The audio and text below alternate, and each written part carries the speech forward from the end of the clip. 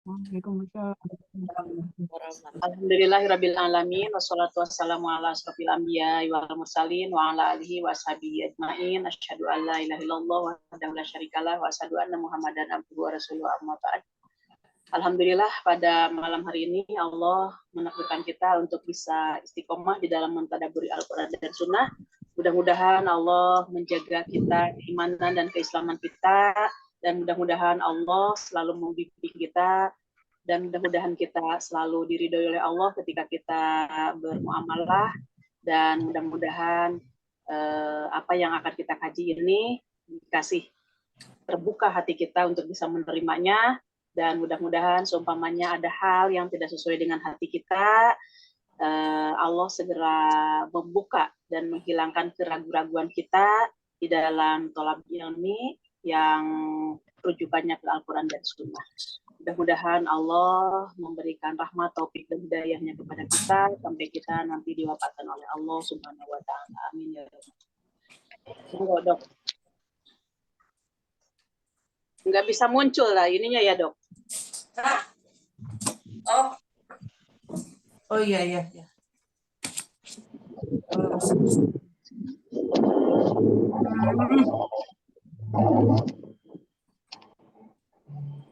Nah, bukan ini ya, Ustaz ya? Ya, nomor hadis 1537 ya. 1537. Iya. Itu ya. Akhlak yang tercela. Terus lagi ini judulnya kayak aneh.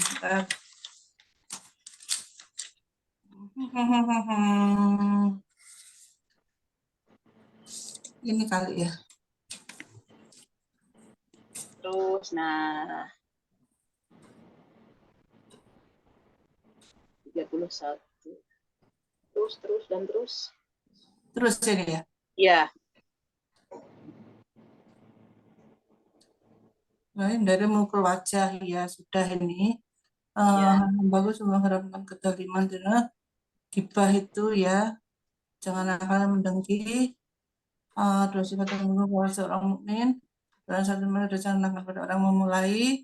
Dan saya kamu sebenarnya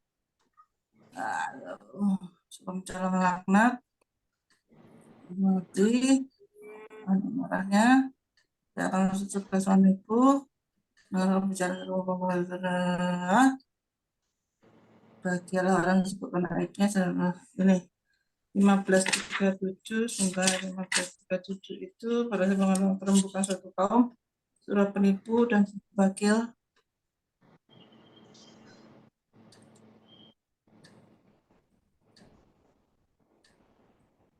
(1537) sudah, tak, Dok?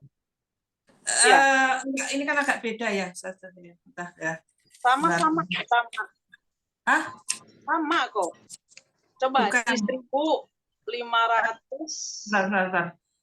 Tambah 20, 37 tambah 20 itu apa? 1500. 1500. Nah. Atas ke bawahkan lagi scroll dikit. Ya, terus lagi. Nah, ini. Ya, betul itu. Jadi 1555 ya. Tambah 20 kan, ya. Ya. Alhamdulillah ya Allah. Soalnya catatannya enggak tahu di mana ini. 1555. Oke. Ya, monggo. Bismillahirrahmanirrahim. Silakan. Dari Ibnu Abbas, dia berkata Rasulullah Shallallahu Alaihi Wasallam bersabda, barang siapa mendengarkan pembicaraan suatu kaum padahal mereka tidak suka hal itu didengar, maka pada hari kiamat kedua telinganya akan dituangi anuk, yaitu timah. Iya. Maksudnya orang yang suka mencuri dengar, begitu kan ya? Ya. Apa namanya kalau mencuri dengar itu nguping ya? Nguping, ya. Nah, gitu. Ya. Bukan ngupil. Bukan nguping. Bukan ke hidung tapi ke telinga ini. Ya. Jadi ini mohon maaf, dan hadisnya ini sangat sahih sekali, Bukhari, level pertama di dalam tingkatannya. Barang siapa yang menguping pembicaraan suatu kaum atau orang yang lagi bicara, padahal mereka itu sebenarnya benci seandainya omongan itu didengar oleh orang lain. Jadi unsur itu ada unsur kesengajaan mendengar. Tapi kalau umpamanya kita lagi duduk ataupun kita lewat, tiba-tiba mendengar pembicaraan orang, ya itu kan namanya bukan nguping, hanya kedengar aja gitu, tidak ada unsur sengajanya. Ini yang nguping itu adalah unsur kesengajaannya itu. Maka orang tersebut kupingnya nanti akan disiksa oleh Allah dengan cairan-cairan yang sangat panas sekali yang terbuat dari cairan timah. Di sisi lain seperti itu. Monggo, udah paham, udah jelas kayaknya ya? Saya ingat ini ceritanya minggu yang lalu berapa minggu yang lalu ya?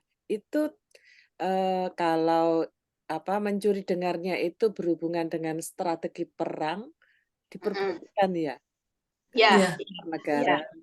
Ya, yang ada intelnya itu kan ya, seseorang dijadikan intel dalam arti untuk kemaslahatan negara dan untuk strategi perang, terutama ketika melawan orang-orang kafir yang menentang ajaran-ajaran Allah dan Rasul. Monggo lanjut 1556. Ya. Mbak Susi, monggo.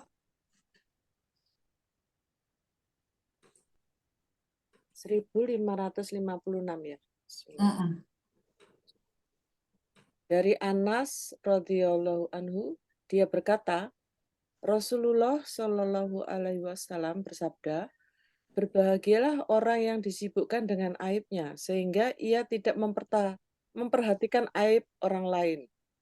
Hadis riwayat Al-Basar dengan sanad yang hasan. Monggo Bu Susi, bagaimana? Ya, ini jadi kita tidak berusaha menyibukkan diri dengan dosa-dosa kita ya. Iya. Begini Ustazah, kadang kan ada mungkin di psikologi ya, Uria mungkin ya. Kita tidak apabila kita merasa bersalah terus, itu kan juga membuat mental kita down ya. Iya. Ya, jadi kadang-kadang kita mengajari diri kita itu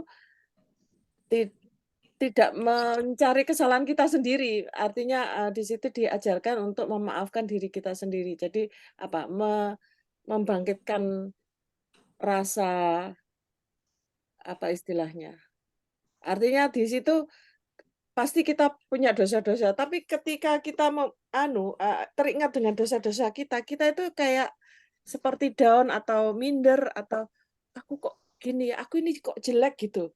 Jadi akhirnya kita mengajari diri kita sendiri, oh tidak, aku ini baik, aku ini bisa, aku ini kepada orang lain membantu. Jadi ada afirmasi untuk mengatakan hal-hal yang positif itu kepada diri kita, padahal kita jauh dari itu, misalkan begitu. Bagaimana Ustazah? Ini kayak ada pertentangan. Mungkin Uria begitu. Di sini pemahamannya kalimatnya man tuba liman sagolahu aibuhu anu yubin nas.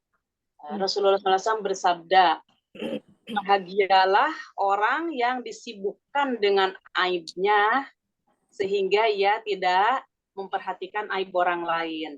Artinya apa di sini? Bahwa seseorang yang dia memiliki kesalahan, memiliki aib, ditekankannya masalah introspeksi bahwa ya Allah, saya ini salah melakukan ini. Ketika dia punya rasa seperti itu karena dia bermuhasabah atau berintrospeksi terhadap kesalahannya, ya Allah semoga Engkau memaafkan, ya Allah semoga Engkau memaafkan. Terus kita mohon ampun kepada Allah supaya dosa-dosanya itu diampuni.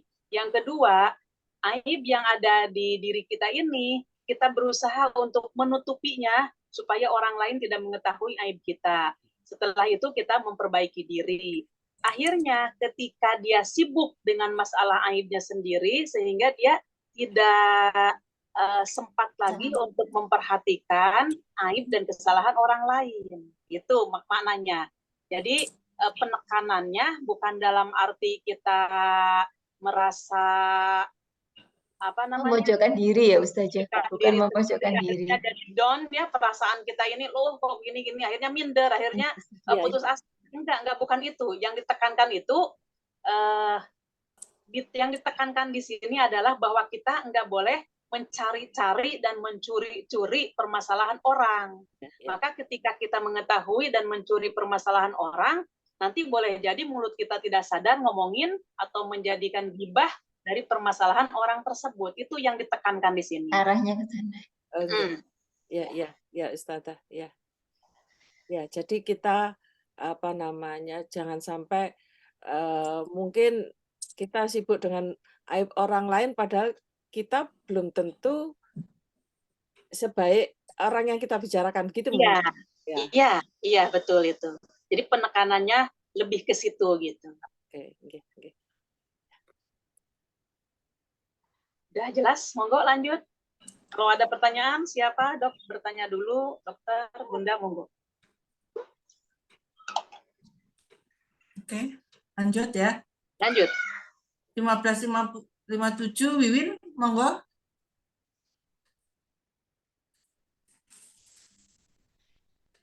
Win, bisa Win. Oh ya, oke, sorry. Saya off cam, Ustazah, maaf. Oh, oke, monggo. Gak apa-apa. Oke. Bismillahirrahmanirrahim. Dari Ibnu Umar radhiyallahu anhu, dia berkata, Rasulullah Shallallahu Alaihi Wasallam bersabda, barang siapa membanggakan dirinya dan bersikap sombong dalam berjalan, ia akan menemui Allah dalam keadaan murka kepadanya. Hadis riwayat Al-Hakim dan para perawinya dapat dipercaya. Yang jelas kalau membanggakan diri itu maksudnya riya ya, Ustazah. Ya. Ya. Dan menganggap orang lain rendah. Artinya dia di dalam hatinya punya perasaan bahwa saya ini paling tinggi, paling wah di antara yang lain. Nah, dengan kesombongan itulah yang menjadikan dia celaka. Yang menjadikan dia celaka, dan nanti di sisi Allah itu orang yang termasuk di hadis lain disebutkan dengan adanya kesombongan tersebut dia dimasukkan oleh Allah ke dalam neraka. Sampai seperti itu. Tapi yang dimaksud dengan bersikap sombong dalam berjalan itu bagaimana ya Ustazah? Bersikap apa namanya, sombong di dalam berjalan, pokoknya kita mohon maaf ya, kadang-kadang boleh jadi mungkin kita pernah merasa sombong, orang lain itu ya lebih apa namanya, lebih rendah dari kita. Kadang-kadang kita kan membusungkan dada. Kemudian mohon maaf Ibu kalau lihat apa namanya itu orang-orang preman, kan dia ada rasa aku paling kuat gitu. Maka ketika berjalan pun gitu kan, ada gaya tersendiri gitu. Maka ini identik antara kesombongan dengan jalannya. Jadi memang di dalam hatinya itu ada niat atau ada kesombongan itu ya Ustazah ya? Iya. Di dalam hatinya itu tidak apa namanya, tidak merasa dia itu rendah hati, akan tetapi dia merasa bahwa saya ini paling tinggi di antara orang lain, maka dari itu merasa dirinya berhak untuk ditinggikan oleh orang lain. Jadi ada rasa seperti itu. Jadi bahasanya apa ya, gila hormat gitu kan ya, kalau istilah lainnya gila hormat, karena masalahnya apa, saya paling gitu. Maka ketika si orang itu merasa dirinya paling di dalam sesuatu yang diberikan oleh Allah dan menganggap orang lain itu rendah, maka Allah sangat benci kepada orang tersebut. Kenapa dikatakan benci? Kan bertentangan dengan surat yang sudah saya sampaikan kan ke dokter waktu itu di dalam Al-Quran, bahwa Allah menciptakan manusia itu sesuai dengan kadarnya, dan Allah meninggikan derajat satu orang dengan orang lain itu berbeda. Untuk apa? Untuk diambil manfaatnya, bukan untuk saling menjatuhkan, untuk saling merendahkan, bukan. Adapun seumpamanya Allah memberikan hal yang lebih kepada kita, bukan untuk dijadikan oleh kita ini bahan kesombongan. Akan tetapi alhamdulillah ya Allah, atas segala nikmat yang Kau berikan, alangkah sempurnanya Engkau memberikan sesuatu ilmu yang orang lain itu tidak diberi ilmu seperti yang aku miliki. Maka dari itu, nah, ketika orang lain itu membutuhkan ilmu dari kita, pengetahuan dari kita, maka disitulah saling menolong, saling membutuhkan.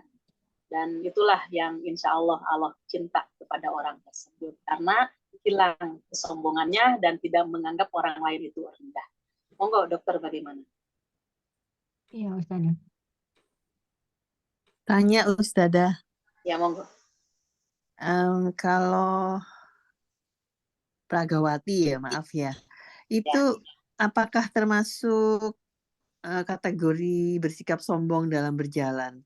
Kan dia harus tampil cantik, tampil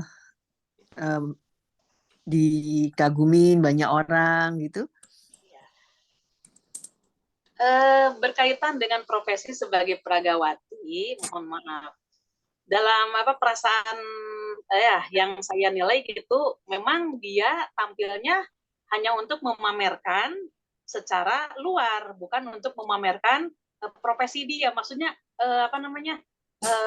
sesuatu yang dimiliki di dalam hatinya itu, saya punya ini enggak. Akan tetapi dia menunjukkan seumpamanya dia lagi memperagakan sebuah busana, maka busana itu kan digoyang-goyang, diapakan supaya orang itu merasa tertarik gitu. Tertarik. Ya. Tapi seumpamanya orang tersebut di dalam hatinya ada kesombongan, orang lain tidak secantik saya, body saya ini seperti begini dan begini terus diprediksi. Maka ketika dia melihat ada orang yang agak gemuk sedikit, dia seperti itu badannya enggak seperti saya. Berarti kan dia akhirnya mengolok-olokkan kepada orang yang lebih jelek. Nah, kalau ada seperti itu, termasuk kategori di hadis ini. Tapi kalau dia ini profesinya memang sebagai Pragawati seperti itu, insya Allah tidak. Cuman yang jadi masalah, apakah hal yang diperagakan oleh seorang perempuan muslimah halal? Enggak, itu yang jadi pertanyaan. Oh, ya, makasih Ustazah. Jelas. Monggo dokter dia. Oke, 1558. Mbak Tuti, monggo.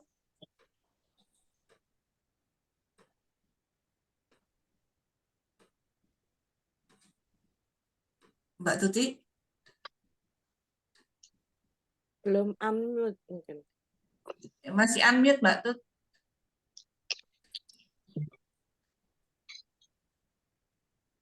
Ya. Assalamualaikum warahmatullahi wabarakatuh. Saya nih, giliran saya ya. Yes. Sebentar maaf. Dari Sahal bin Sa'ad. Dia berkata, Rasulullah bersabda, tergesa-gesa adalah dari setan. Nah, ini maksudnya apa, Us? Artinya dia tidak memiliki tumak ninah. Tergesa-gesanya itu tidak terkendali. Akhirnya lupa ini, lupa itu gitu kan, dilabrak. Itu yang dimaksud di sini. Tapi kalau dia bergegas dan tergesa-gesanya masih ada di dalam ketenangan dan terkontrol, insya Allah, terutama dia di dalam melaksanakan hal-hal yang baik. Gitu, insya Allah tidak termasuk kategori ini. Jadi yang dimaksud dengan kategori al-ajalatu minasyaiton itu, tergesa-gesa bagian dari setan itu, karena masalahnya apa? Setan itu kan memalingkan hati manusia dari jalan yang lurus. Maka ketika dia lupa terhadap sesuatu yang memang itu harus dilaksanakan dan memang itu harus dijadikan diingat, dibawa, maka hal tersebut itu seandainya dia memang tergesa-gesanya melupakan segala urusan, itulah yang dikatakan bagian dari setan. Karena setan itu memang membelokkan manusia dari jalan yang lurus. Itu yang dimaksudnya. Tapi kalau dia bergegas, cepat-cepat, tapi masih dalam kategori terkontrol, oh iya, saya belum ngunci pintu, belum ini, nah gitu. Maka dia cepat-cepat, tapi semuanya terkendali gitu. Itu insya Allah bukan dari bagian kerjaan saya. Ya kalau tergesa-gesa dalam artian agar pekerjaan kita atau kegiatan kita bisa cepat selesai, apakah itu termasuk setan? Enggak. Karena masalahnya kan masih terkontrol, masih kita kendalikan. Yang tergesa-gesa itu seperti gini, mohon maaf, terutama di dalam sholat. Saya ini ada acara jam sekian, ini di dalam sholat. Akhirnya ketika dia membaca bacaan sholat, kan bisa lambat dan bisa pula cepat. Walaupun dia melaksanakan cepat di dalam bacaan, tapi tajwid-tajwidnya atau tahsinnya itu masih terkontrol. Insya Allah seperti gini kan, Bismillah, umpamanya yang lambannya Bismillahirrahmanirrahim, Alhamdulillahirabbil alamin, Arrahmanirrahim. Nah, itu lambatnya. Lah kalau tergesa-gesa Bismillahirrahmanirrahim, Alhamdulillahirabbil alamin, Arrahmanirrahim. Lebih tetap gitu. Enggak gini, Bismillahirrahmanirrahim, Alhamdulillah. Jadi tajwidnya itu umpamanya itu di dalam hal Tidak kebaikan. bermakna gitu ya. Bacaannya. Ya. Jadi bacaannya tetap terkontrol, tapi ritme di dalam ucapannya itu cepat gitu, itu enggak masalah, masih ada dalam kategori tumaninah.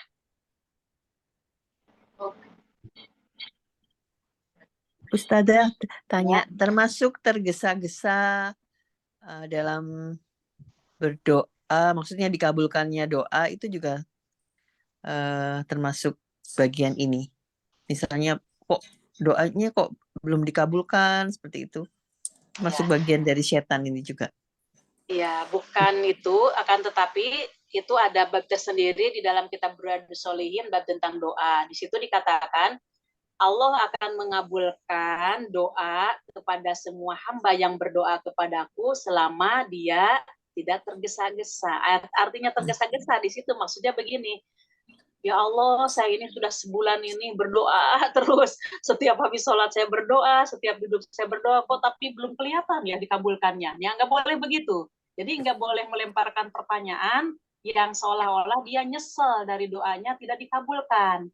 Padahal bukan tidak dikabulkan, belum dikabulkan. Maka ketika seorang itu sabar di dalam menanti untuk dikabulkannya doa, nah itu insya Allah, bahkan Allah akan segera, bahkan dia itu sudah dikabulkan, cuman yang jadi masalah dia tidak tahu gitu cara Allah mengabulkannya bagaimana gitu. Kadang-kadang apa yang kita panjatkan A, nah Allah lebih tahu kebutuhan kita, maka Allah mengabulkannya dengan B. Jadi diganti doanya dia yang A tadi, boleh jadi ditukar oleh Allah dengan yang B. Karena masalahnya Allah lebih tahu manfaatnya dan lebih tahu apa yang kita butuhkan. Boleh jadi seperti itu gitu. Jadi yang dimaksud dengan cepat-cepat tadi, ya Allah saya sudah berdoa, tapi ini kok belum dikabulkan gitu. Apakah itu termasuk kategori dari perkataan setan? Boleh jadi itu dari perasaan itu didorong oleh si setan tadi supaya dia kepada Allah itu ada rasa marah gitu. Oh kenapa ya Allah? Nah ada rasa itunya, mungkin itu yang menjadi dorongan si setannya itu. Tapi selama kita sabar dan tabah, insya Allah di situ tumaninah kita ada, ketenangan kita ada. Baik, Ustaz. Terima kasih. Oke. Lanjut. Sinta ya? Sinta? Ya, Monitor. 1559 dari Aisyah radhiyallahu. Dia berkata Rasulullah Shallallahu alaihi wasallam bersabda, beranggapan jelek adalah akhlak yang buruk. Hadis riwayat Ahmad dan di dalam sanadnya ada kelemahan. Dokter Sinta bagaimana? Paham? Ya, kita nggak boleh suudzon dan mempunyai akhlak yang buruk.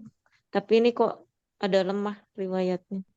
Ya, walaupun ini lemah riwayatnya, akan tetapi dari sisi matan, artinya sabdanya Rasulullah itu didukung oleh hal-hal yang lain, oleh keterangan-keterangan lain di Al-Qur'annya ataupun di dalam hadis lain. Di sini kalimatnya as-sumu su'ul huluki. Dia menganggap sial itu adalah perangai yang jahat. Yang dimaksud dengan menganggap sial itu artinya kalau kita mendapatkan sesuatu ujian yang tidak enak, kemudian kita menganggap bahwa itu adalah gara-gara sesuatu, gara-gara ini jadi begini, gara-gara ini jadi begini. Jadi itu menyalahkan kepada orang lain ketika kita mendapatkan hal yang tidak enak. Itu diantaranya. Yang kedua, seumpamanya kita kehilangan, itu kan musibah juga. Maka ketika kita hilang sesuatu, terus kita beranggapan gini, ya hitung-hitung buang sial lah gitu. Itu nggak boleh. Nggak boleh ada kalimat seperti itu. Hitung-hitung buang sial. Maka itu termasuk akhlak yang jelek yang dimiliki oleh seseorang. Seandainya dia beranggapan sesuatu itu adalah keburukan dan kejelekan. Seharusnya kalau kita sudah tahu ilmunya, ketika kita mendapatkan hal yang tidak enak pun, maka Rasulullah mencontohkan dengan ucapan alhamdulillah juga. Kalimatnya alhamdulillah ala kulli hal, seandainya sesuatu yang terjadi tidak sesuai dengan harapan. Tapi ketika sesuatu itu yang terjadi sesuai dengan harapan kita, maka Rasulullah mengucapkan alhamdulillahirabbil alamin binikmatihi tatimus sholihat. Segala puji bagi Allah yang mengatur alam semesta, tatimus sholihat, yang menyempurnakan terhadap segala kebaikan.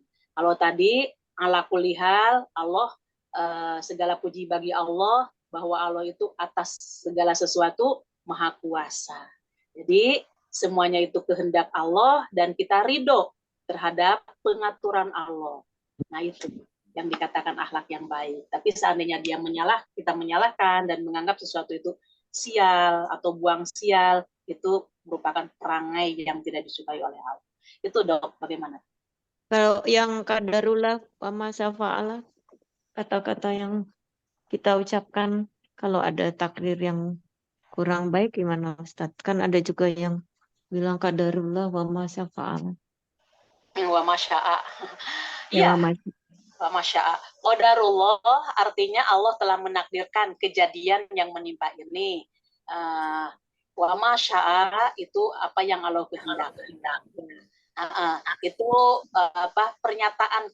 pernyataan kita sebagai orang yang beriman, ya ini kalau bahasa kita ya ini sudah takdirnya Allah seperti ini gitu, dan memang kehendak Allah ini terjadi. Nah ucapannya apa? Yang dicontohkan oleh Rasulullah, alhamdulillah yang ala kulli hal, gitu kan ucapannya. Jadi bagi orang yang beriman terhadap takdir Allah yang baik atau yang buruknya, tetap dia selalu memuji Allah. Yaitu tadi yang saya terangkan tadi. Begitu ada kejadian yang tidak enak, subhanallah gitu kan, innalillahi wa inna ilaihi rajiun, alhamdulillah yang ala kulli hal. Walaupun hati sakit, tapi kita mengucapkan itu diperintah dan kita mengendalikan rasa sakitnya itu pun diperintah. Insya Allah ketika kita taat atas perintah tersebut, di situ Allah mengampuni dosa-dosa kita, kemudian Allah menyertai kita, dan Allah membalas kepada kita karena kita bisa sabar dalam menghadapi urusan itu. Jadi semuanya bagi orang yang beriman itu tidak ada yang sia-sia. Semuanya insya Allah akan menjadi pahala. Itu Dok, bagaimana? Ya, kasih. Ustazah mau menanyakan, jadi di sini ini lebih menekankan beranggapan jelek itu kepada Allah ya, bukan kepada sesama, mungkin teman dan lain sebagainya beranggapan jelek seperti itu Ustazah. Rasulullah SAW bersabda, beranggapan jelek adalah akhlak yang buruk. Beranggapan jelek di sini kepada objek yang menimpa. Ya. Otomatis ketika kita mengetahui objek itu menimpa, ada kalanya orang yang mohon maaf sesuatu itu disalahkan oleh kita gitu. Umpamanya kita kesandung, berarti kan itu menimpa kita. Ketika kita kesandung seperti itu, dasar ini gara-gara dia. Nah, taruhnya betul. Oh, jadi bisa objeknya, jadi karena objek jadi bisa menyalahkannya ya kepada sesama atau berkembang ya terus masuk nanti ke Allah gitu marahnya. Ya, objek penekanannya ke objek itu. Baik, terima kasih Ustazah. Monggo lanjut Dokter Dia. Oke, 1560 Mbak Uria monggo. Dari Abu Darda, dia berkata, Rasulullah SAW bersabda, sesungguhnya orang-orang yang suka melaknat tidak bisa memberi syafaat dan menjadi saksi pada hari kiamat. Paham? Ya, yang suka melaknat. Jadi pada saat hari kiamat nanti, dia tidak bisa bersaksi. Begitukah? Melaknat ini artinya orang yang suka marah-marah kepada orang lain dan suka nyinyir gitu, suka apa namanya? Suka merendahkan orang lain.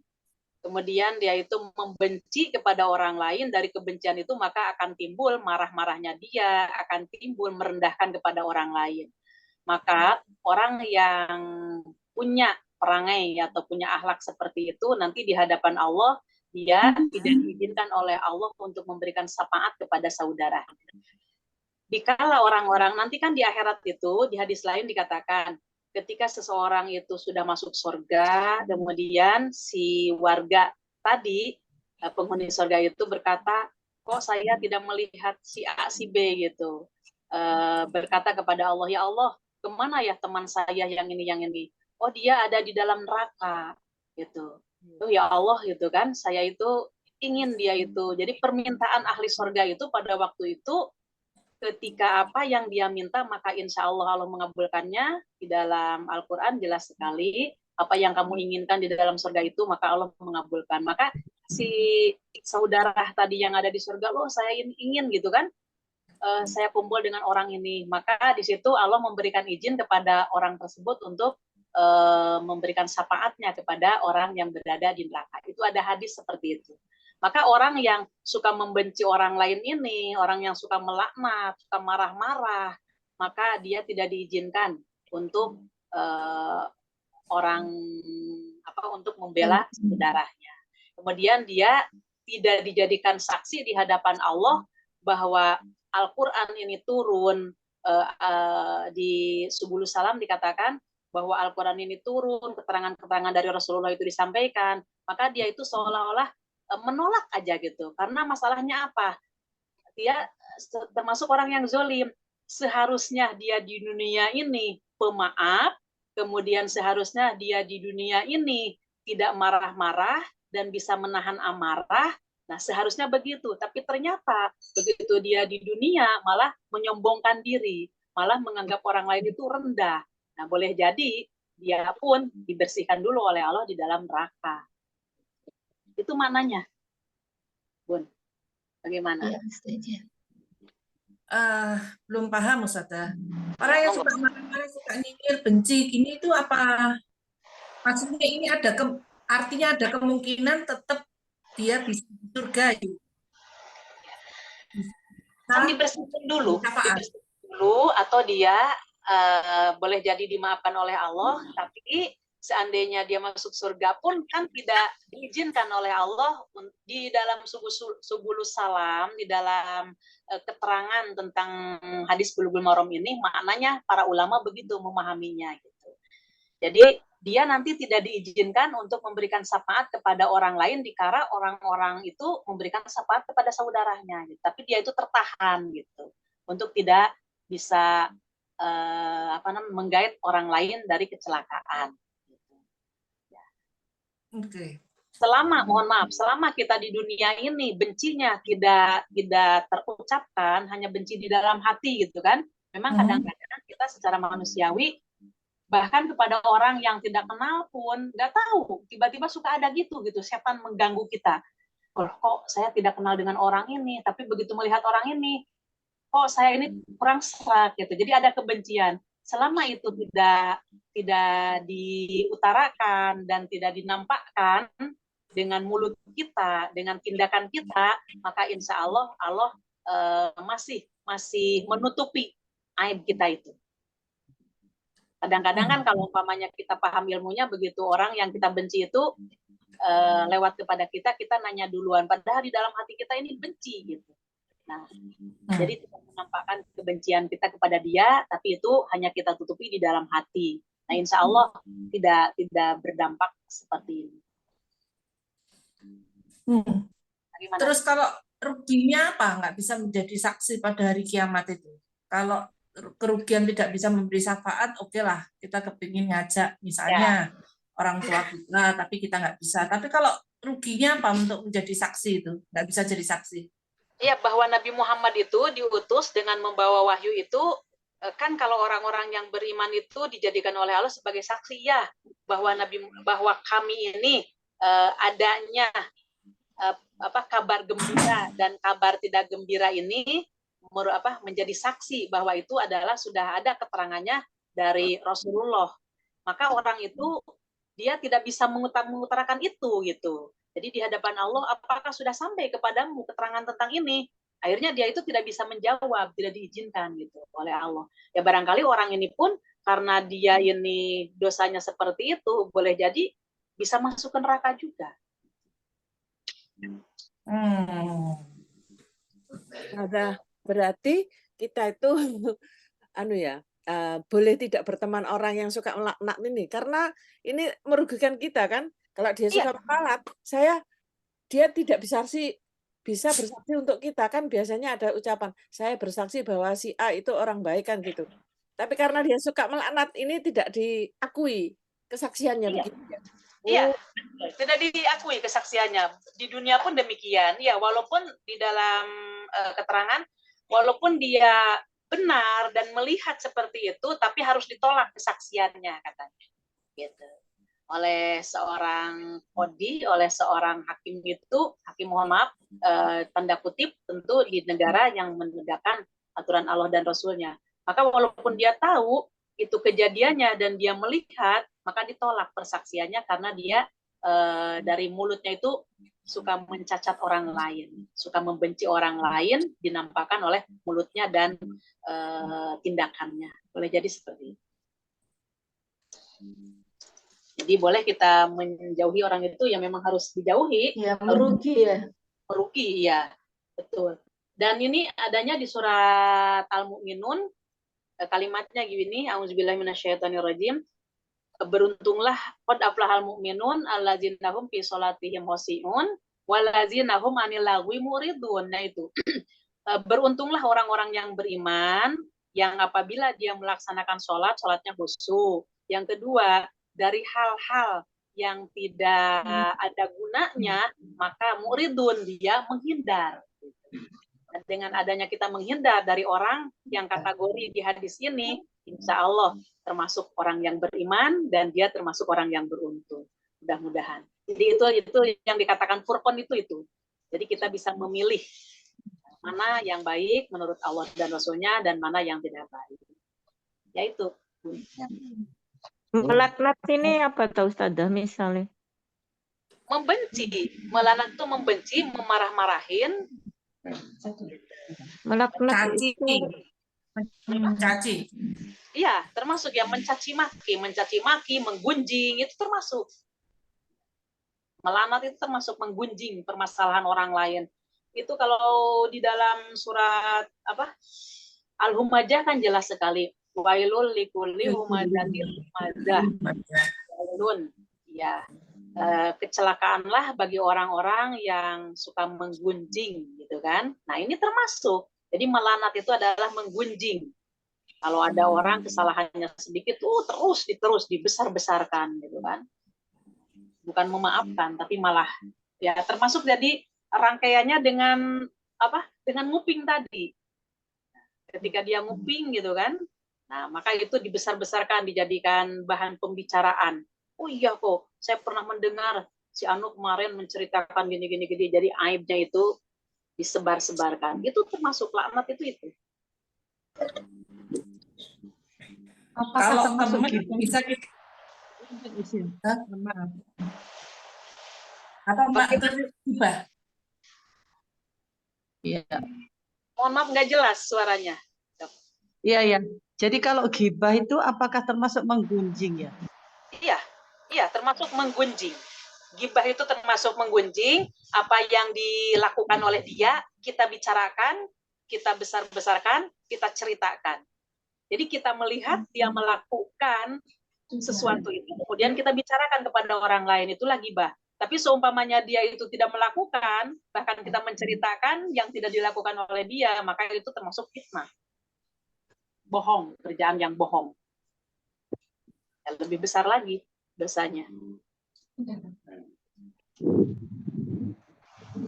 Tadi Mbak Susi bilang kalau teman kita sebaiknya tidak usah berteman dengan orang yang suka melaknat, menggunjing ini. Lah kalau orang yang suka ini itu bagian dari keluarga kita gimana? Ya amar ma'ruf tegakkan, Dok. Amar ma'ruf nahi munkar. Jauh ya.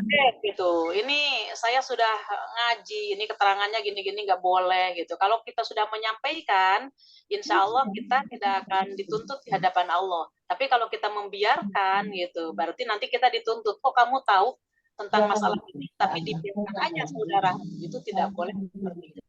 Jadi yang sudah tahu punya kewajiban memberi tahu kepada yang belum tahu. Ajak aja ke An-Nur, Dok. Ya. Oke, lanjut ya. 1561. Ari, monggo. Dari Mu'adz bin Jabal, dia berkata, Rasulullah Shallallahu Alaihi Wasallam bersabda, barang siapa menghina saudaranya karena melakukan suatu dosa, ia tidak akan mati sebelum melakukannya. Hadis riwayat At-Tirmizi dan ia menghasankannya, namun sanadnya terputus. Udah hebat ini. Paham? Maksudnya kalau dia menghina saudaranya, misalnya melakukan dosa tertentu misalnya, maka dia akan melakukan dosa tersebut Ya, sebelum mati. Kata ya malahu itu. Dia tidak akan diwafatkan oleh Allah sebelum dia mengerjakan yang dia gunjingkan kepada orang. Ya Allah. Hati-hati sekali untuk itu. Dan ini jelas sekali di dalam Qur'annya pun famayyamal misqala dzarratin syarron yarah. Barang siapa yang mengerjakan suatu keburukan, maka dia akan mendapatkan balasan dari keburukan tersebut. Diperkuat oleh hadis ini. Menakutkan Ustazah. Jadi gimana ini? Iya, artinya menghina itu mengolok-olok ya. Contohnya misalkan saudara kita itu pernah menipu, kamu itu penipu gitu. Terus masa kita kena ini hukuman akan melakukan menipu juga gitu? Boleh jadi cara menipunya itu tidak seperti menipu yang diolok-olokkan oleh kita. Mungkin kita membuat kepada orang seolah-olah kita merasa benar, padahal menurut hukum Allah itu tidak benar. Dengan adanya kita berdusta kepada orang itu, dengan adanya kita, umpamanya mohon maaf, kalau biasanya jualan itu kita mengatakan bahwa barang ini baik, padahal di dalam hati kita ini kita punya keyakinan itu tidak baik, karena supaya barang kita ini laku, akhirnya kita ucapkan ini baik. Nah, padahal kita mengolokkan sebelumnya beberapa tahun yang lalu, kamu jualan itu kok barangnya jelek gini gitu. Kita tidak sadar gitu. Akan terjadi. Maka dari itu ya ini pembelajarannya bagi kita, jangan sampai kita menggunjing, mengolok-olokkan apa yang terjadi kepada orang lain. Seperti karma ini ya Ustaz. Karma. Ya, mirip-mirip seperti itu. Cuma di dalam Islam itu kan kalimat karma itu nggak ada. Gitu. Adanya, ya, menakutkan. lebih dari karma gitu di Islam itu. Jadi mana Ustazah, kan kadang rasa jengkel itu akhirnya terus ya keluar ini ya, menghina itu. Tapi caranya gimana? Apa dinasehati ya? Apa? Amar ma'ruf nahi munkar. Kalau rasa jengkel berarti kan kita disakiti dulu kan? Ya. Nggak mungkin kita tiba-tiba jengkel kalau tidak ada ketersinggungan. Paling kita kan makanya kadang-kadang suka benci tadi. Suka benci gitu, dari kebencian itu kemudian berkembang, akhirnya kita mengolokkan dia, padahal kan dia tidak punya salah kepada kita, itu yang bahaya. Nah, tapi kalau umpamanya kita disakiti, namanya kita dizolimi, boleh kita membalas, boleh, asal sesuai dengan yang dia sakitkan kepada kita. Umpamanya dia mencubit, ya kita cubit lagi gitu. dia meludahin, kita ludahin lagi dia, udah selesai gitu. Itu kan kisos, boleh kalau seperti itu. Tapi kalau kita kembalikan ke dalam Al-Quran, apabila ini orang yang paling takwa ya, takwanya takwa betul-betul gitu, takwa yang sebenarnya, apabila dia mendapatkan sakit hati dari orang lain, maksudnya kejelekan, maka balaslah dengan kebaikan. Nah itu yang berat rasanya gitu. Kita dihina, tapi kita mau apa? Ngeri. Ternyata ini ngeri ya. Karma loh. Kayaknya banyak keprocet ini. Iya. Oh, si A itu pelakor. Waduh, nanti kita jadi pelakor juga. Gimana? Ada kejadian Ya, itu. iya. Betul. Itu ada kejadian, ada seseorang yang mohon maaf, dia dipoligami, tapi satu daerah itu bahkan mohon maaf sama sesepuhnya, kalau sesepuhnya itu amanahnya Bapak Yainya juga sampai gitu kan, sampai hampir-hampir dengan adanya curhat dari pihak yang sepuh, terus gitu ngomong-ngomong. Akhirnya si yang muda tadi dibenci oleh satu kampung itu. Tidak lama kejadian itu beberapa tahun, akhirnya si Pak Yainya juga malah dia poligami. Yang mengolok-olok itu dipoligami juga. Semuanya itu yang mengolok-olok banyak pada waktu itu. Tuh katanya, dia mengolokkan si A terjadi pada dirinya. Si A itu pernah kejadian loh, Dok. Karena ada ini beneran ya, ada ini dalil ini ya. Sudah jelas ini ya, astagfirullah. Iya.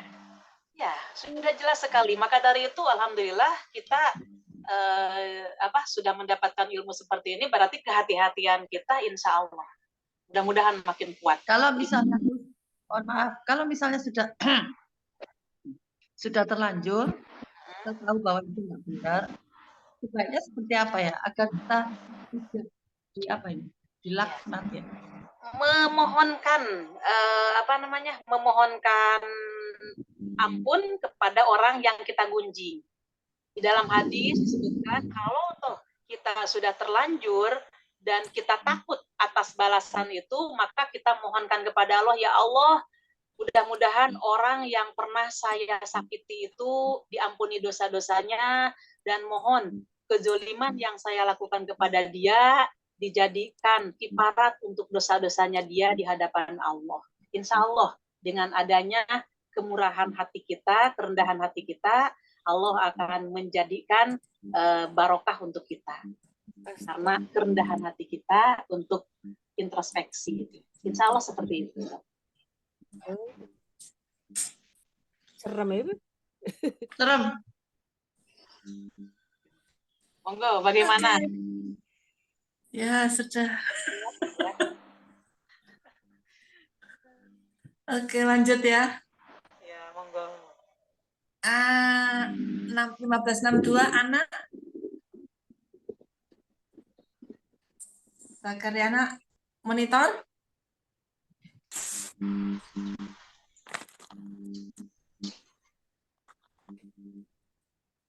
Halo. Oke. Mbak Wahyu. Mbak Wahyu. Tadi mana ada Mbak Wahyu itu tadi? Ya. Terus ini yang nomor 77505583334 ini siapa, nggih?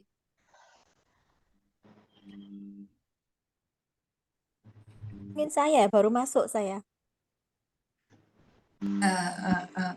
Siapa ya? Monggo. Indri. Oh, Indri. Oh, Indri. Baru masuk. Walah. Oke. Oke, Indri bisa dibacain yang 1562? 1562. Bismillahirrahmanirrahim.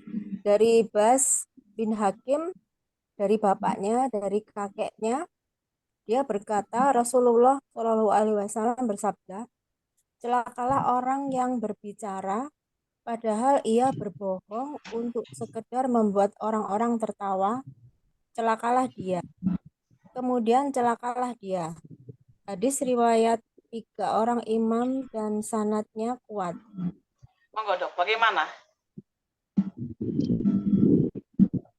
Celakalah orang yang berbicara padahal ia berbohong untuk sekedar membuat orang-orang tertawa. Jadi orang-orang yang berbohong untuk sekedar membuat orang-orang tertawa itu celaka ya dia ya. Ini Itu kalau keterangan di dalam Islam itu. Komedian. Komedian. Ya.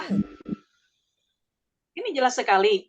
Dia itu mengada-ngadakan suatu cerita, padahal ceritanya itu bohong. Tapi dengan cerita itu orang-orang bisa tertawa, terhibur. Maka dengan adanya kebohongannya dia melakukan seperti itu. Wailun, wailun, wailun.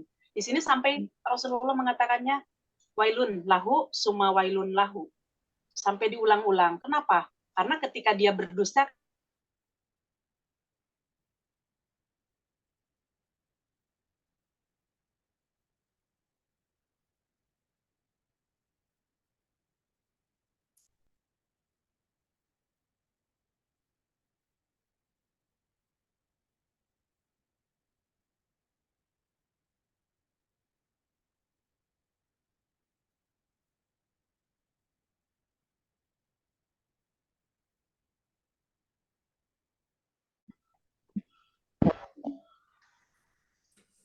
bagaimana dok? Paham? Kalau Nanti misalnya orangnya lagi sedih terus mendengar apa itu lelucon gitu terus dia jadi nggak sedih itu gimana ya? Banyak yang kadang-kadang itu lihat pelawak-pelawak itu. Mohon maaf, saya tidak bisa nego seperti itu ya. Apa yang disabdakan di sini, ujung-ujungnya dari cerita dustanya dia, maka orang lain bisa tertawa. Tapi kalau umpamanya dia bercerita, tidak ada dusta, dan itu memang kadang-kadang terjadi, sehingga terjadinya itu membuat orang tertawa, itu tidak masalah, berarti tidak ada kedustaan. Karena didukung oleh hadis kan, wa iyyakum wal kadzib bainal kadziba yahdi ilal fujur. Di dalam hadis sebelumnya itu hati-hatilah kalian terhadap dusta, karena dusta itu yahdi ilal fujur, dia akan menarik dia ke dalam kejahatan. Wal fujuro yahdi ilan nar, dan kejahatan tersebut akan menuju ke dalam neraka. Oh.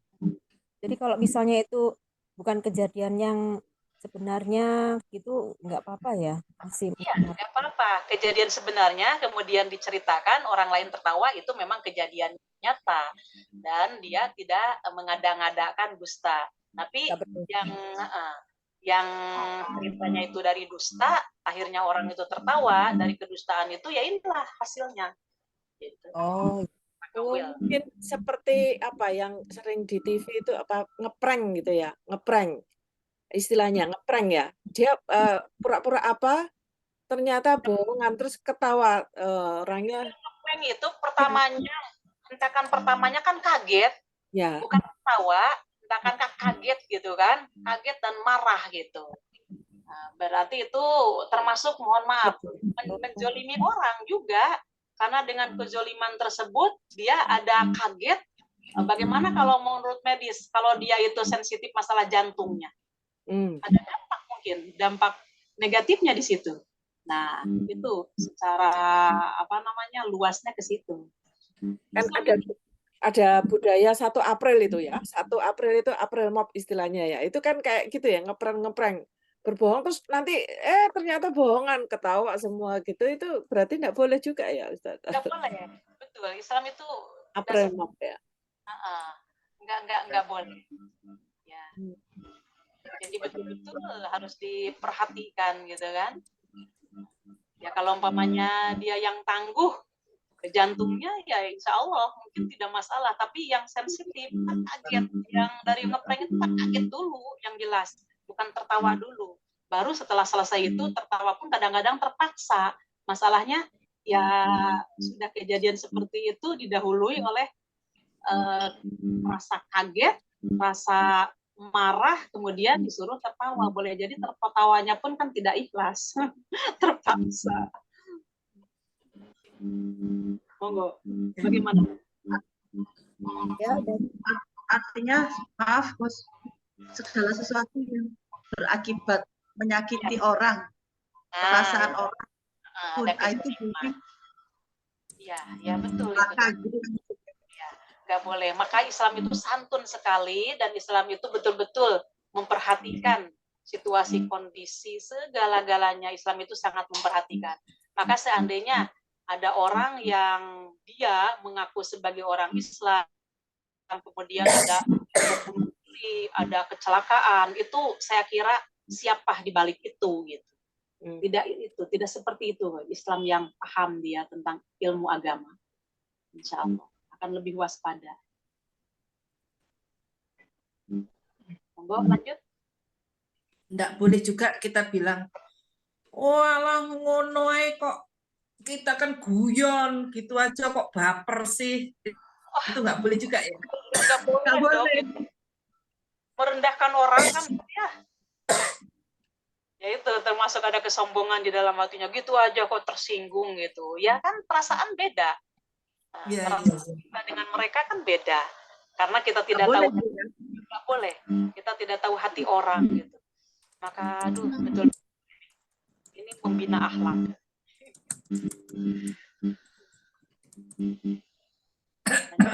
Oke. Mbak Susi, monggo 1563.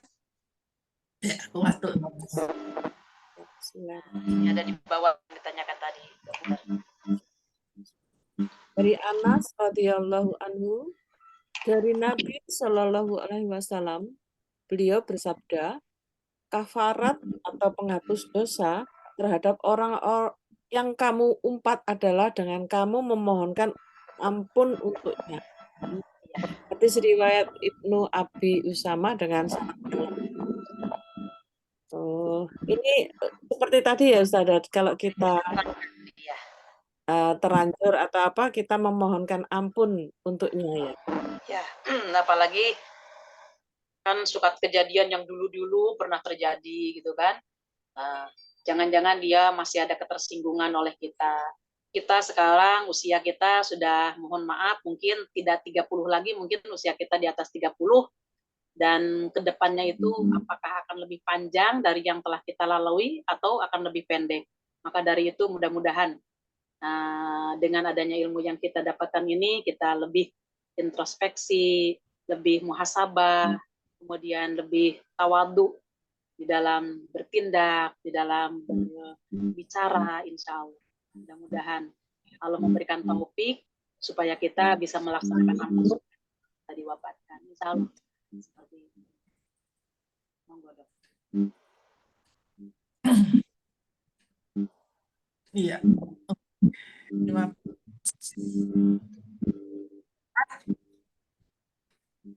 Dari ayat 36 berkata Rasulullah SAW dan orang ialah untuk memenangkan pendapatnya. Tuh, Ustaz, ini kalau pengacaranya apa, Ustaz?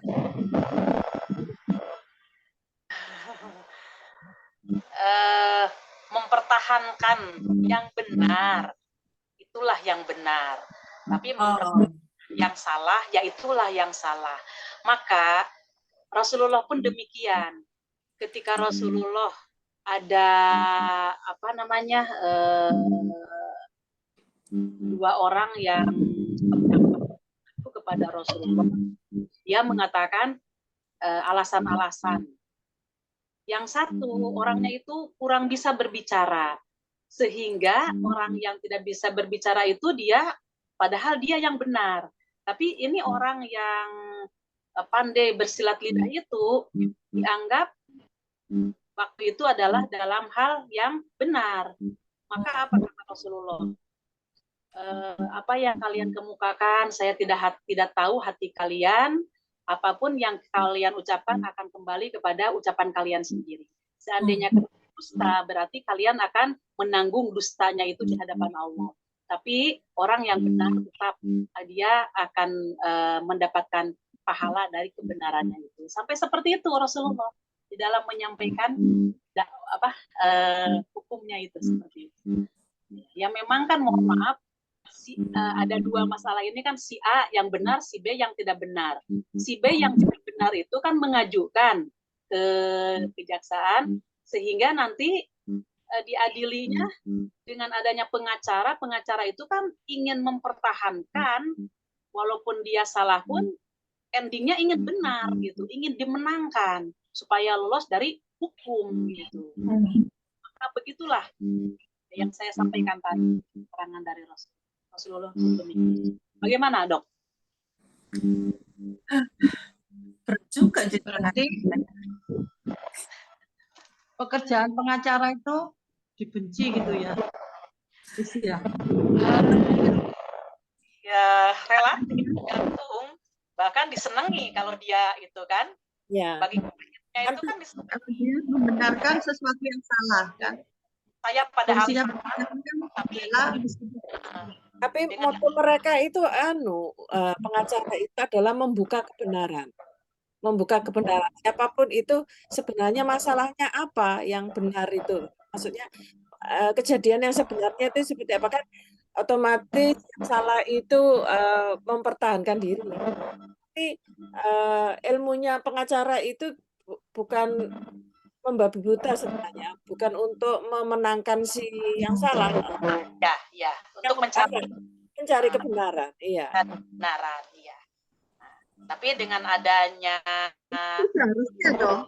Tapi kan banyak yang tidak seperti itu. Iya, prakteknya kan memenangkan yang membayar. Kembali kepada orangnya. Kembali kepada orangnya. Iya, kemarin aja kan kejadian di sisi lain sudah divonis mau dibunuh gitu kan, hukum mati. Tapi ternyata lagi hukumnya gitu kan. Itu kan masyarakat tahu itu. Jadi nanti makanya Rasulullah menyampaikannya gitu. Kebohongan itu akan ditanggung oleh dirinya sendiri di hadapan Allah. Karena masalahnya saya ketika mendengar pengajuan dari kalian gitu kan, saya mengikuti apa yang diucapkan oleh kalian gitu. Ya, dengan mendatangkan saksi-saksi itu. Boleh jadi kan saksinya itu kalau dunia sekarang ini dibayar, mengiyakan. Didatangkan 4 orang saksi, padahal dia tidak melihat, tapi mengaku dia menjadi saksi palsu. Nah, maka dari itu kalimat dari Rasulullah itu alangkah bijaksananya sekali. Tetap saya mengikuti apa yang kalian ajukan untuk hukum dunia ini, karena saya tidak tahu hati masing-masing dan tidak tahu kejadian ini. Maka yang bohong tetap akan mempertanggungjawabkan kebohongan di hadapan Allah, yang benar tetap akan muncul kebenarannya. Sampai seperti itu, Bu. Itu Islam. Monggo, bagaimana, Dokter? Oke. Paham, Zaka. Nah, apa baru ya? Motivasi berakhlak mulia. Monggo Mbak Tuti. Ya. Bismillahirrahmanirrahim. Dari Ibnu Mas'ud, dia berkata, Rasulullah SAW bersabda, hendaklah kalian selalu berlaku jujur, karena kejujuran menunjukkan pada kebaikan, dan kebaikan seseorang menghantarkan ke surga. Dan apabila seseorang selalu berlaku jujur dan tetap memilih kejujuran, maka akan dicatat di sisi Allah sebagai orang yang jujur. Dan jauhilah oleh kalian berbuat dusta, karena dusta menunjukkan seseorang pada perbuatan jahat, dan perbuatan jahat menunjukkan seseorang ke neraka. Dan apabila seseorang biasa berbuat dusta dan memilih kedustaan, maka dia akan dicatat di sisi Allah sebagai pendusta. Pendusta masuk neraka berarti ya? Iya. Maksudnya begitu kan? Ya, paham. Betul. Ada semuanya paham kalimat ini? Paham. Jadi ini kalimatnya alaikum bisidqi, ditekankan kepada kita untuk jujur, karena sesungguhnya kejujuran itu akan membawa kepada kebenaran. Dan sesungguhnya kebenaran atau kebaikan itu akan membawa dia untuk masuk surga. Nah, Dan seseorang tidak henti-henti, dia itu berusaha untuk jujur dan jujur dan jujur. Sehingga ketika dia seringnya melaksanakan kejujuran, akhirnya jadi karakter di dalam hatinya, menjadi tabiat, terbawa-bawa. Seandainya dia berdusta aja sedikit, nggak enak sama sekali. Maka itu sudah menjadi terdirinya untuk melaksanakan kejujuran dan kebenaran. Maka sehingga dicatat di sisi Allah bahwa dia itu menjadi seorang yang tukang melaksanakan kebenaran.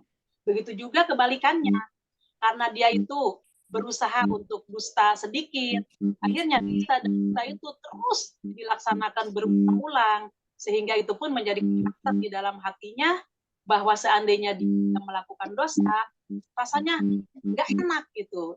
Tidak berdusta itu tidak enak, inginnya dusta aja, mendustai orang aja.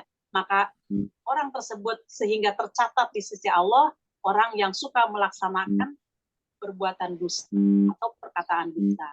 Maka akhirnya dia digeret untuk masuk ke dalam neraka. Seperti itu. Jadi karakter karena biasa.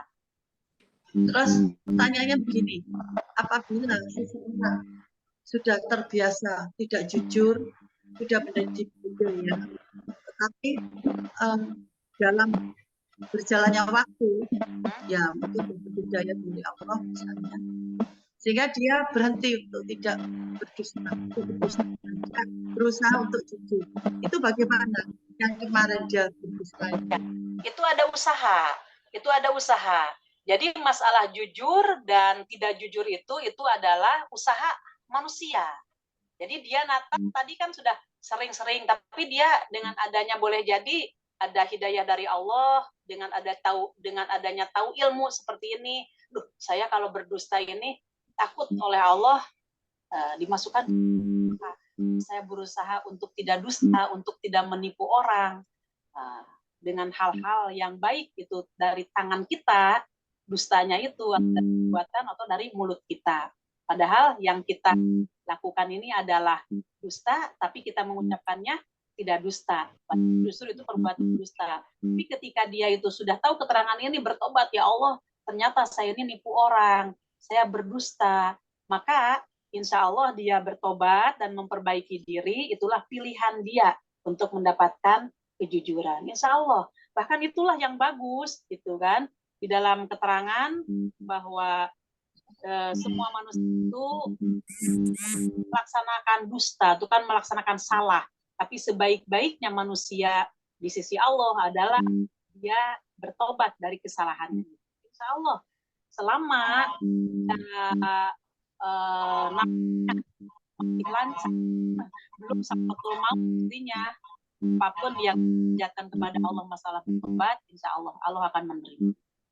Monggo dokter, gimana dokter? Mau tanya, apa namanya, dusta itu kan ya itu mesti konotasinya mesti jelek ya. Ada dusta itu yang untuk kebaikan, Ustazah. Jadi contohnya para suami itu senangnya itu berdusta sama istri ya, tujuannya untuk menyenangkan istri gitu. Gimana itu? Kalau itu dalilnya ada yang menunjukkan ke situ, itu diperbolehkan. Jadi dustanya itu ada 3 yang dibolehkan. 1, dusta untuk mendamaikan dua belah pihak yang lagi bersengketa. Si A sama si B ini lagi bersengketa. Kita berdusta kepada si A. Si B itu sebenarnya mau berbuat baik loh kepada Anda, dia sampai mengatakan minta maaf tapi malu. Nah, padahal dia ngomong itu. Kan kita datang ke si B demikian, akhirnya dua belah pihak ini terpengaruh oleh kalimat-kalimat yang kita sampaikan, jadi damai, itu boleh. Yang kedua, suami kepada istrinya atau istrinya kepada suami untuk mendatangkan keharmonisan. Umpamanya dalam hal masakan, rata-rata kan mencontohkan. Maka ketika itu kata suami, enak sekali gitu. Saya belum mendapatkan masakan ini di luar. Ya iya, memang karena kurang gitu. Masakannya itu kan semangatlah kepada istrinya. Akhirnya ya itu diperbolehkan. Yang ketiga itu yang kalau nggak salah itu di dalam strategi perang gitu kan. Di dalam strategi perang dia tertekan, akhirnya dia berdusta, padahal dia aslinya tidak seperti itu untuk menyelamatkan diri dan menyelamatkan golongan gitu. Insya Allah ada hadisnya itu. Oke. Ya, boleh yang diperbolehkan. Ustazah, Ya, monggo, Dok. antara jujur dengan bisa menutupi kesalahan. Contoh nih misalnya, kalau kita mau melamar pekerjaan itu kan biasanya ada surat kelakuan baik. Terus misalnya orang adalah mantan napi, ngomong enggak? Oh, saya itu mantan napi tapi saya sudah bertobat begitu. Kayak gitu gimana? Oh ya, insya Allah kan kalimatnya tadi sudah bertobat. Kalau dia sudah bertobat, insya Allah dia tidak akan mengulangi hal seperti itu. Maka kelakuannya dikatakan baik. Ya, memang baik karena dia kan sudah bertobat, tidak mau melakukan lagi hal yang negatif tadi. Berarti itu termasuk baik. Kita pun kan masa nggak baik orang yang bertobat itu. Allah aja mengampuni, masa kita mau terus aja mengklaim dia itu jahat. Ya, gitu. Dosa malah kita. Suudon itu ada di situ, nggak boleh. Maksud saya itu begini, misalnya ini contoh aja ya, enggak diminta surat kelakuan baik, tapi daripada tahu bahwa kita dari orang lain bahwa kita itu mantan napi nanti terus kejadian gitu misalnya, ya udah ketika diwawancara, ketika diterima terus maaf tapi saya ini mantan napi, begitu ngomong kayak gitu itu antara itu sudah ditutup sama Allah tidak kita buka dengan jujur itu batasannya gimana Ustazah? Rasanya di dalam Islam apapun negatif yang pernah kita lakukan, satu, tidak boleh kita mengucapkan kepada orang lain kelakuan yang jelek tadi. Yang kedua, kita menutupinya supaya siapapun tidak tahu tentang kelakuan kita, tapi kita mengiringinya dengan berbuat baik. Artinya tobat nasuha di situ. Dan di situ Allah sudah menutupi. Maka ketika kita membongkar lagi, ya salahnya dia nanti tercatat di tulisan malaikat gitu. Bahwa dulu pernah ini. Akhirnya yang tadinya orang lain itu simpati baik kepada orang tersebut, dengan adanya dia mengeluarkan statement seperti itu, akhirnya dia, loh ternyata seperti itulah ya gitu. Jadi gunjingan-gunjingan hal seperti itu nanti setan yang mendorong. Akhirnya dia boleh jadi dibenci disebabkan oleh kepelesetnya mulut orang tersebut. Nggak boleh di dalam Islam itu apapun kejelekan kalau dia sudah bertobat dan orang lain tidak tahu, nggak boleh dikemukakan kepada orang lain. Seperti gini, dulu saya waktu muda itu, minuman keras apa saja saya sudah mencicipi. Tapi alhamdulillah sekarang saya di usia begini ini, saya tidak pernah lagi gitu, dan saya bertobat kepada Allah. Tuh tadinya kan orang nggak tahu bahwa dia itu peminum. Gitu. Tapi sekarang dia karena dari mulutnya dikemukakan hal seperti itu, maksudnya dia gini, kenapa Anda mengatakan itu? Ya supaya orang itu jadi contoh gitu, jangan sampai putus asa untuk kembali kepada Allah. Oh enggak begitu caranya gitu. Islam punya cara tersendiri. Jadi ketika kita punya aib, jangan dikemukakan kepada orang lain karena Allah sudah menutupi, berarti kita pun berusaha menutupi dan harus berbuat baik. Gitu, Dok. Oke deh. 1566.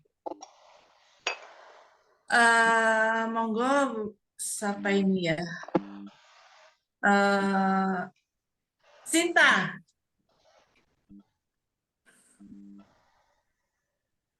Sinta masih monitor? Masih. Tadi kan habis jawab konsul. Sorry. 1566 dari Abu Hurairah radhiyallahu bahwasanya Rasulullah Shallallahu alaihi wasallam bersabda, jauhkanlah oleh kalian prasangka buruk karena prasangka buruk itu adalah sedusta-dusta ucapan. Muttafaq alaih. Jelaskan. Prasangka buruk itu sudah itu ya. Jadi kalau prasangka buruk kok dusta ya, maksudnya prasangka buruk misalnya kita curiga pada orang gitu kan? Curiga boleh, kan, tapi yang tidak boleh itu menuduh gitu kan ya. Nah, untuk kehati-hatian kita pamannya. Tapi sampai kita menuduh gitu. Hanya terlintas curiga gitu kan. Kehati-hatian itu untuk membentengi supaya kita tidak dizolimi orang. Nah, Ustazah, apa bedanya prasangka buruk dengan curiga? Kalau prasangka itu sudah langsung dia menuduh orang itu anu gitu kan. Kalau curiga itu kan belum sampai kita di dalam hati ada tuduhan seperti itu. Tapi kan di dalam hati, jangan-jangan nanti orang ini akan melakukan sesuatu yang jelek pada saya. Itu belum Curiga, prasangka buruk. jangan-jangan gitu kan. Ya. Jadi kita. Tapi ternyata ketika kita dihadapi loh, ternyata orang ini baik ya, dan dia tidak melakukan yang saya sangka di dalam hati, gitu. Jadi artinya ketika kita punya kecurigaan di dalam hati seperti itu, jangan sampai menunjukkan tindakan kita ini negatif kepada orang tersebut, gitu, sehingga ada ketersinggungan pada orang tersebut. Kita layani dulu dengan baik, gitu kan? Bagaimana gerak geriknya? Ya, insya Allah seperti itu. Jadi karena kita berprasangka buruk dalam rangka kehati-hatian, pada saat kita menunjukkan gerak-gerik kita ketika laku kita di hadapan orang itu, ya, itu sudah tidak benar ya. Ya, jadi ya itu waspada kita ya untuk kehati-hatian kita, itu aja. Waspada supaya tidak terjadi hal yang orang dan kita tidak terjadi, kita pun mendapat kezoliman dari orang.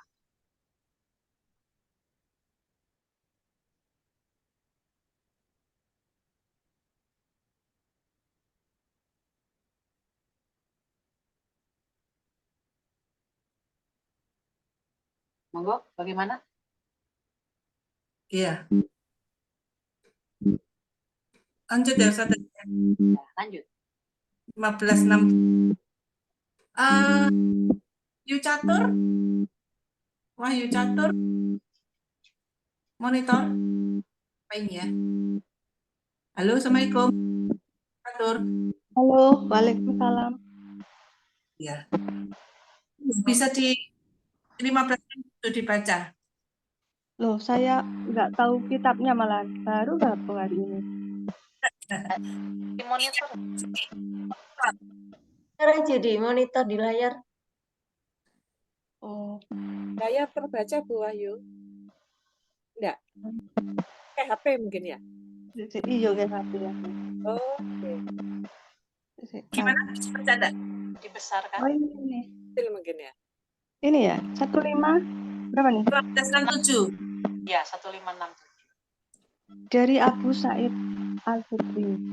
Dia berkata, Rasulullah bersabda, jauhilah oleh kalian duduk-duduk di pinggir jalan. Para sahabat berkata, wahai Rasulullah, itu merupakan tempat duduk kami dan kami hanya sekedar berbincang-bincang. Beliau pun kemudian berkata, apabila kalian enggan, maka berikanlah kepada jalan tersebut haknya.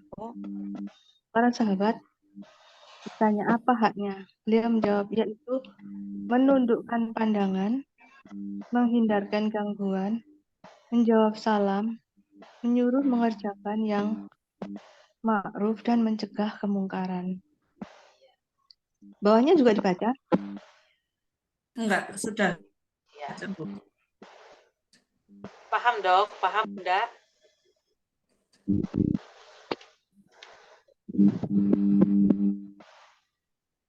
Saya tuh kadang-kadang cuman mikir gini ya, hadis itu kan ini ya nggak selalu benar gitu ya menurut saya. Apa yang tidak selalu benar? Maksudnya tuh dia bukanlah Al-Quran gitu kan. Jadi kalau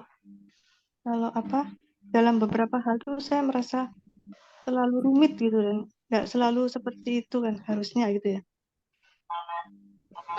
Bahwa hadis itu tidak selalu benar gitu, dok?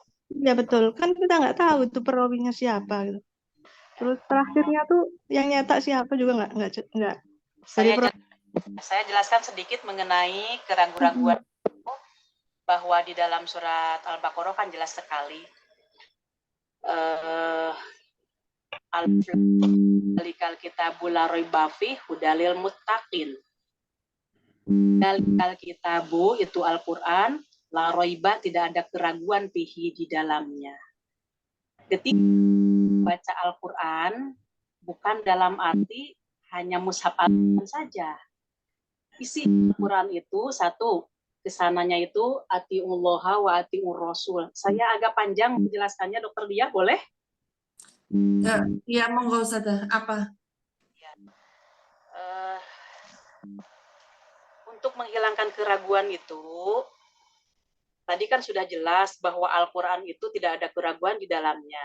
Isinya Al-Quran itu atiullaha wa atiur rasul. Ikutilah Allah dan ikutilah Rasul. Mengikuti Allah artinya mengikuti Al-Quran dan mengikuti sunnahnya, yaitu ketika kita mempelajari hadis, ya ada ilmu tersendiri namanya mustolah hadis. Maka dari itu di sini ada kalimat akhirnya yang dibaca Bunda tadi, muttafaqun alaih. Muttafaqun alaih itu artinya diriwayatkan hadis ini oleh Imam Bukhari dan oleh Muslim. Dari biografinya, Imam Bukhari itu adalah level tertinggi bahwa hadis sahih tawatir.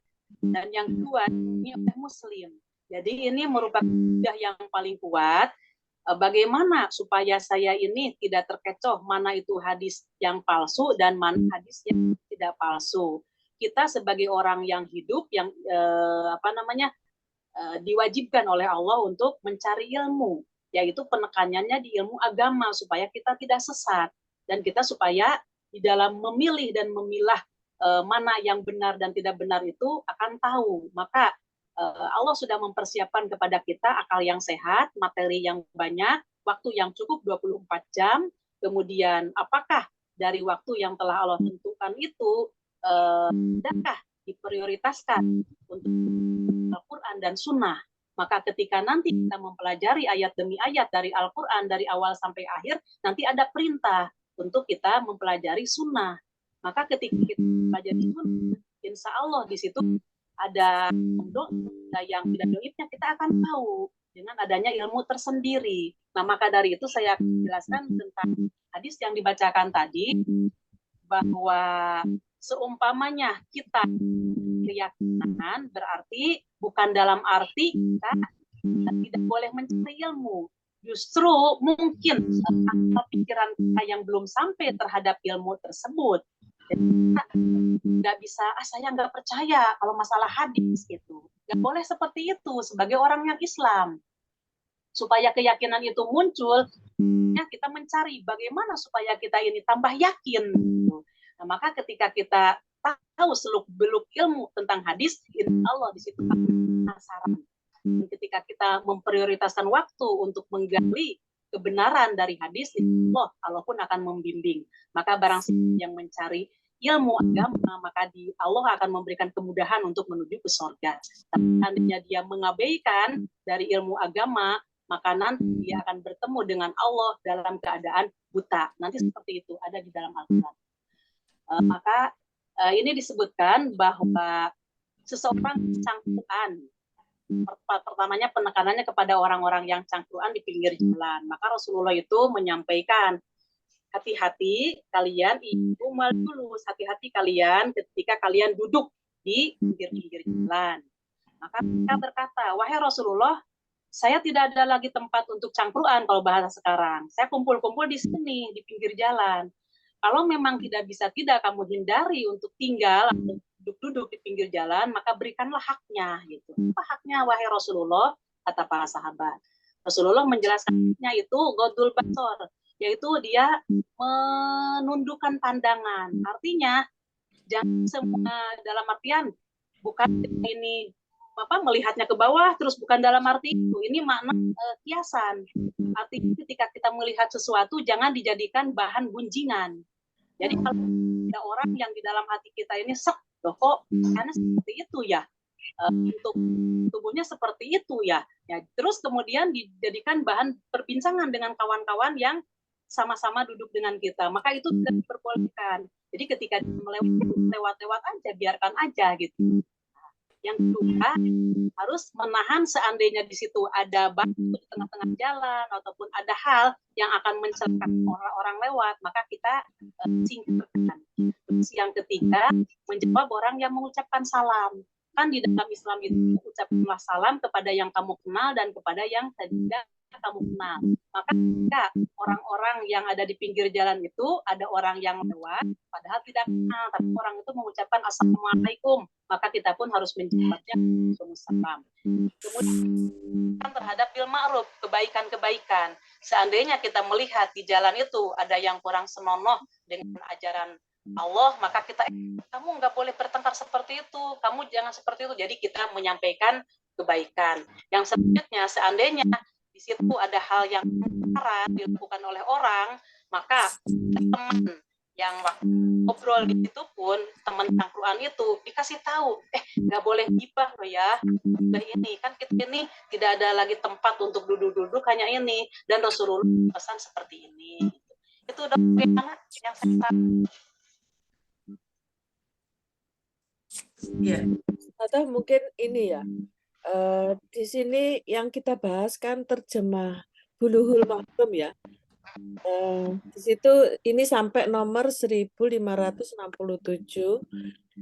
riwayat Abu Sa'id Al-Khudri. Jadi saat itu ini peristiwanya setelah Nabi atau pada saat Nabi masih ada. Kalau Nabi masih ada kan langsung komunikasinya dengan Nabi. Adanya hadis ini setelah Nabi meninggal. Jadi apa yang disabdakan oleh Rasulullah, para sahabat itu mencatatnya, mengingat-ingatnya. Nah, itu semuanya itu dibukukan, ditulis, kemudian diteliti oleh para ahli. Kalau ibu tahu tentang ilmu hadis, seluk-beluk tentang ilmu namanya mustalah hadis. Bagaimana hadis ini sehingga dia mencapai mutawatir, artinya sahih. Sahih itu bagaimana? Silsilah sahih itu dari si A menerima sampai si B sampai Rasulullah itu tidak ada terputus. Dan orang itu tidak pernah bohong satu kali pun. Penelitian, tapi seandainya di silsilah orang yang menyampaikan A, B, C, D sampai Rasulullah, di situ ada aja seorang yang dia itu pernah berdusta. Cuman dustanya, hadisnya itu dianggap lemah atau dhaif. Nanti. Kemudian apa sih yang dikatakan hadis hasan? Apa ada itunya. Maka itu namanya ilmu mustalah hadis. Silahkan kalau umpamanya untuk tambah keyakinan bunda-bunda bahwa hadis itu mana kita ini yang benar dan mana yang tidak benar, belajar dulu ilmu mustalah hadis. Setelah itu insya Allah nanti akan paham. Ya, di sini kan kita sudah menerima penelitian orang ya, Ustazah. Ya. Tapi ini subhanallah sekali saya membaca kalimat ini ya. Ini kalau hadis ini kita baca kan kita membayangkan kondisi saat ini ya, jalan dan sebagainya. Padahal zaman Rasulullah itu jalannya kan umrah-umrah. Apa itu? Umrah-umrah itu apa? Lebar. Tidak berbentuk jalan yang seperti yang sekarang kita ada ya. Kan zaman dulu itu kan padang pasir apa gimana. Tapi kok bisa sampai keluar kata-kata berikanlah jalan kepada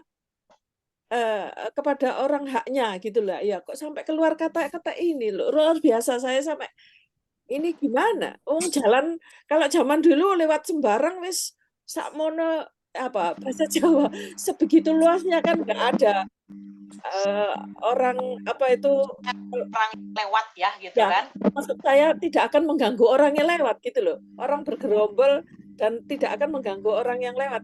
Bisa sampai muncul ini ya, kalimat ini luar biasa. Ini kalau zaman sekarang diterapkan cocok ini ya. Tapi zaman dulu kok bisa ada kata-kata ini ya. Ibu masih yakin, masih percaya bahwa setan itu diturunkan beserta Adam?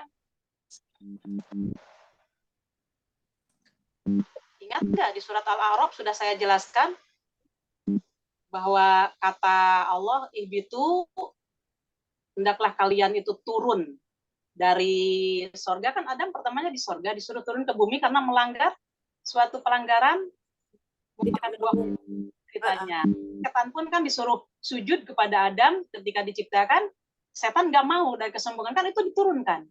Berarti ada bumi semuanya si setan-setan itu, si iblis itu yang sudah beranak-beranak kan itu kategorinya kan nanti anak cucu keturunannya kan si setan-setan itu.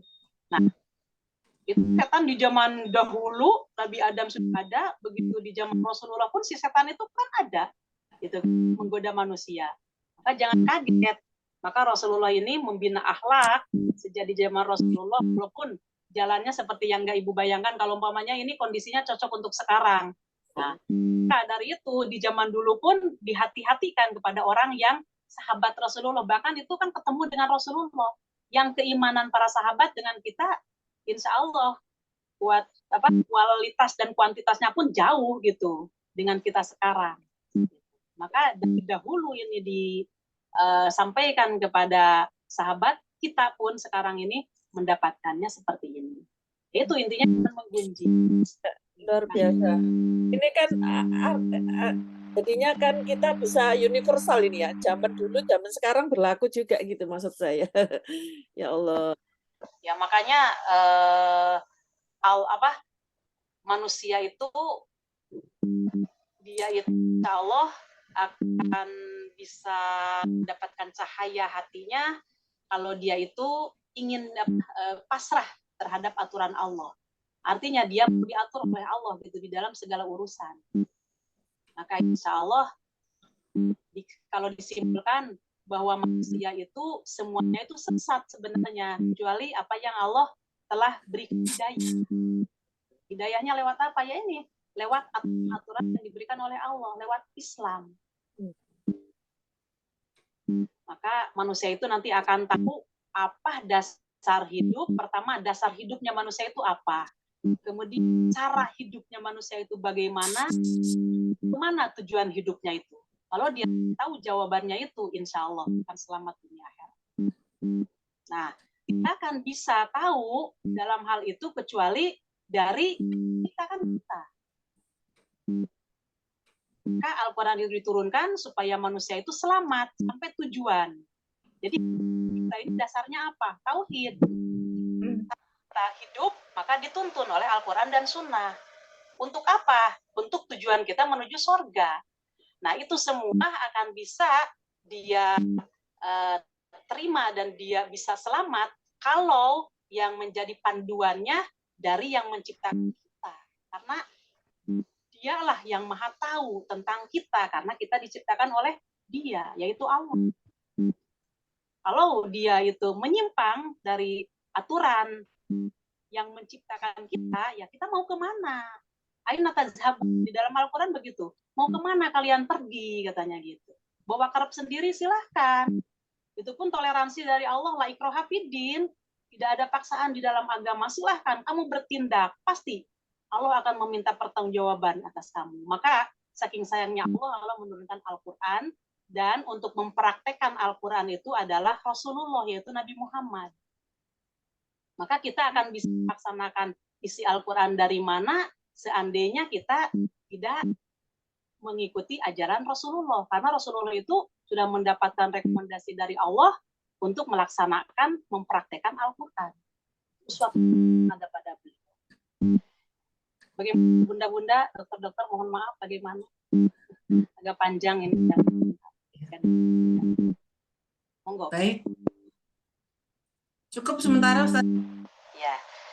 Ya, alhamdulillah, mudah-mudahan apa yang saya sampaikan bermanfaat khusus untuk saya sendiri dan umumnya semua yang mendengarkan. Semoga Allah membuka hidayah kepada kita semua dan semoga beri hidayah. Mudah-mudahan hidayah kita dipelihara oleh Allah sampai kita diwafatkan. Amin ya rabbal alamin. Qouli hadza astagfirullah li wa lakum subhanakallahumma asyhadu an la ilaha illa anta astaghfiruka wa atubu ilaik.